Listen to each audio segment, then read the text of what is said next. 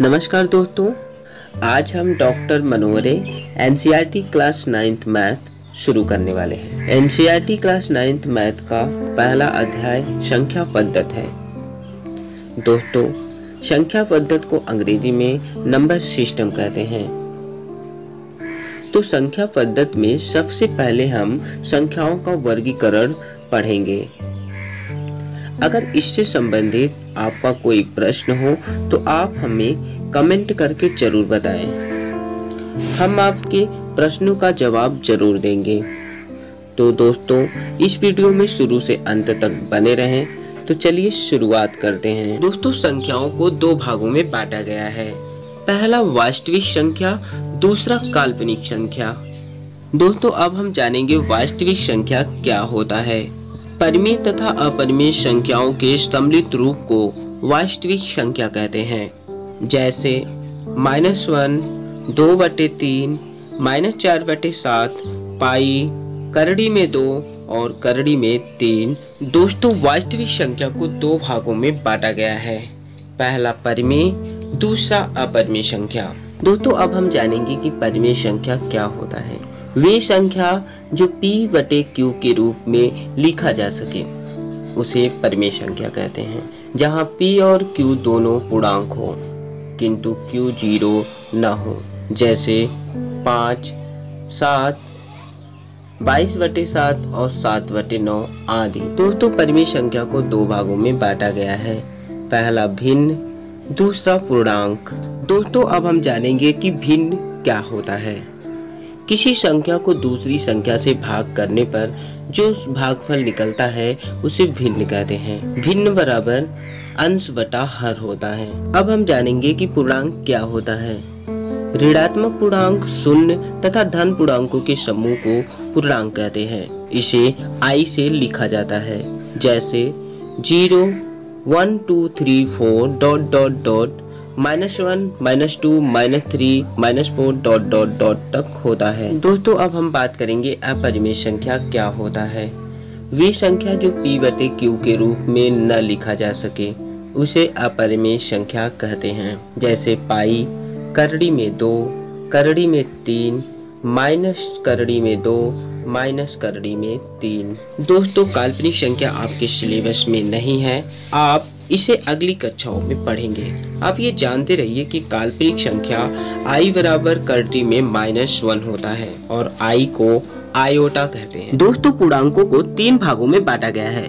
पहला ऋणात्मक पूर्णांक, दूसरा शून्य, तीसरा धनात्मक पूर्णांक। दोस्तों, बात करते हैं ऋणात्मक पूर्णांक। ऋणात्मक संख्या को ही ऋणात्मक पूर्णांक कहते हैं। जैसे -1, -2, -3, -4 ... अनंत। दोस्तों, अब बात करते हैं धनात्मक पूर्णांक।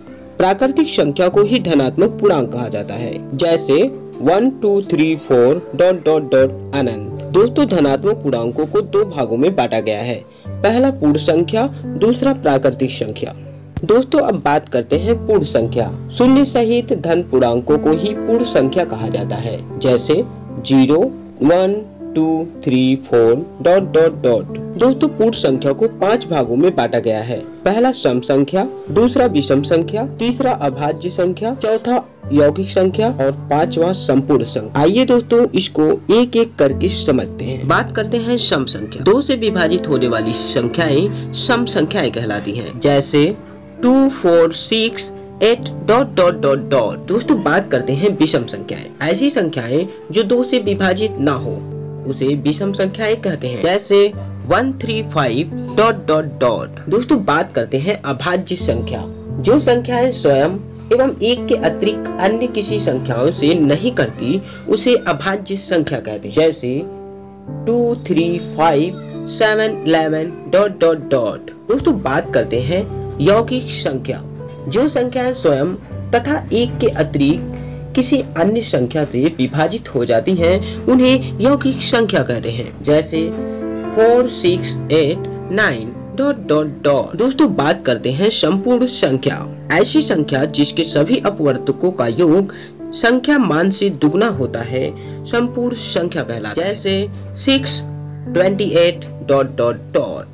आइए दोस्तों संपूर्ण घन पूर्णांक को एक उदाहरण से समझते हैं। मेरे पास एक संख्या है 6 जिसका अपवर्तक होगा 1, 2, 3 और 6। अगर मैं इसका योग करूंगा तो 1 + 2 + 3 + 6 तो टोटल हो जाएगा 12। संपूर्ण घन पूर्णांकों में हमने आपको बताया कि सभी अपवर्तकों का योग अगर संख्या के मान से दुगना हो तो संपूर्ण संख्या कहलाती है।